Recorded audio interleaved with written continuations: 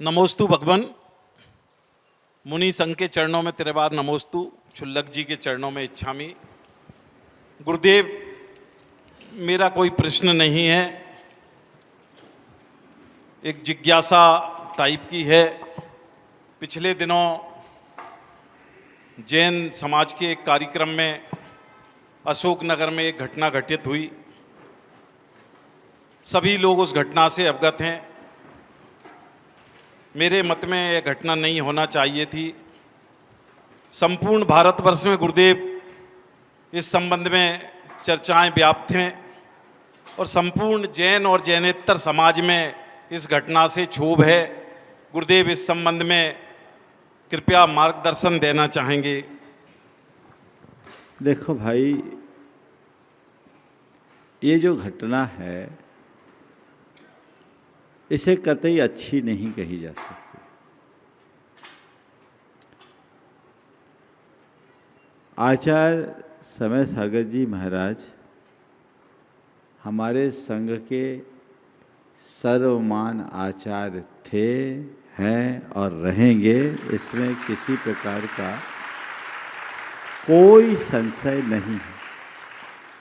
और संघ के विषय में, संघ की परंपरा के विषय में किसी भी व्यक्ति को उंगली उठाने का अधिकार नहीं। अब इस तरह की घटना घट गई, ये घटना अशोभनीय है, निंदनीय। इस तरह की घटनाओं के घटने से समाज में क्षोभ उठना स्वाभाविक है। लेकिन मैं पूरी समाज से ये कहूँगा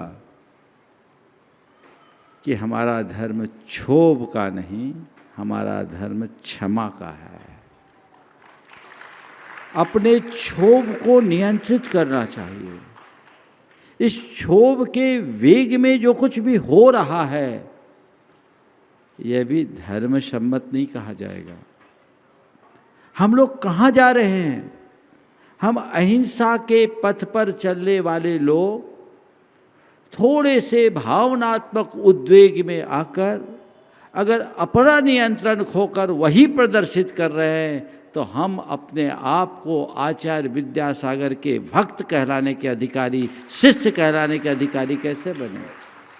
परम पूज्य गुरुदेव के आदर्श को हम कहाँ ले जा रहे हैं? आज सब बातें सड़कों पर आम होने लगी है। आप थोड़ा सोचो, जिस हिमालयी व्यक्तित्व की प्रतिष्ठा हम उसे कहाँ ले जा रहे हैं? उन्होंने हमें क्या सिखाया? गलतियों की निंदा करनी चाहिए, सामने वालों, निंदा भी एक सीमा में, सामने वाले की गलती को सुधारने के लिए हमें प्रेरित करना चाहिए, अवसर देना चाहिए कि उसकी गलतियां सुधरे, वो अपनी गलतियों को सुधारे।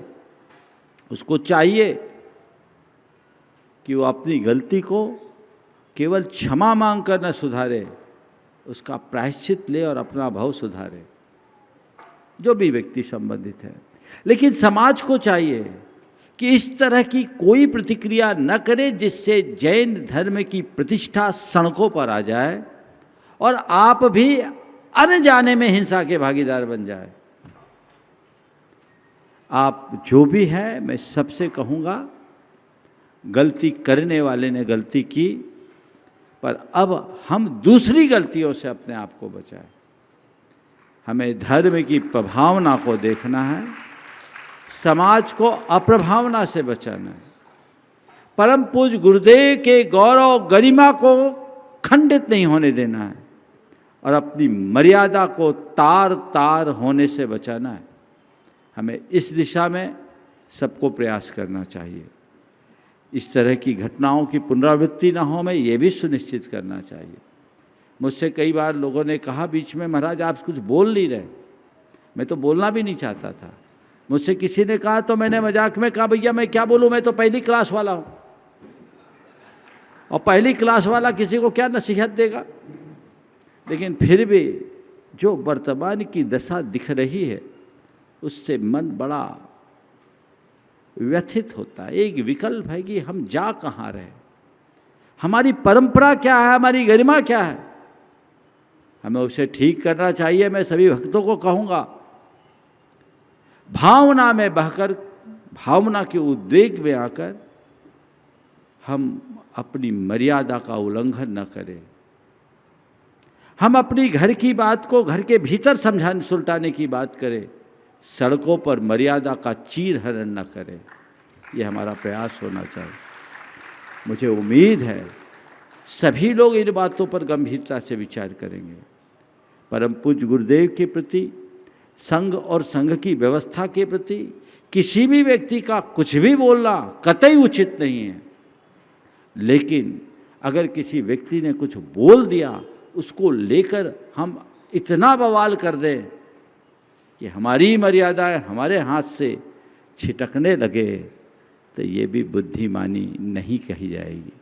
तो मैं पूरी समाज से कहूँगा कि ऐसी घड़ी में आप ऐसी प्रतिक्रियाओं से बचें जो हमारे धर्म को खंडित करती है। गुरुदेव हमेशा कहा करते थे कि शंकर बनना है तो विष पीना सीखो और विष को पचाना सीखो। ये गुरुदेव कहा करते थे। एक संदर्भ में उन्होंने मुझसे कहा था कि शंकर बनना है तो विष पियो और विष पचाओ, और मैंने उनसे यही प्रेरणा ली। समाज से भी मैं कहूँगा कि हमें कभी भी ऐसे मौके पे इस तरह का कोई कृत्य नहीं करना चाहिए जो हमारे धर्म के विरुद्ध हो, हमारी संस्कृति के विरुद्ध हो, हमारे समाज की गरिमा और प्रतिष्ठा को खंडित करती हो। हमें इन बातों का ध्यान रखना चाहिए। ज़्यादा मैं इस विषय में कुछ नहीं कहूँगा, पर पुनः समाज से कहना जरूर चाहूँगा कि ऐसी प्रतिक्रियाओं से बचिए, क्योंकि जिस तरह की चीज़ें आ रही है वो हिंसा की ही पर्याय है, और हमारा धर्म हिंसा नहीं अहिंसा है। इस बात को सबको समझना चाहिए और उसी लाइन पर सबको चलना चाहिए। मैं इससे अधिक न कर यहीं विराम लूँगा।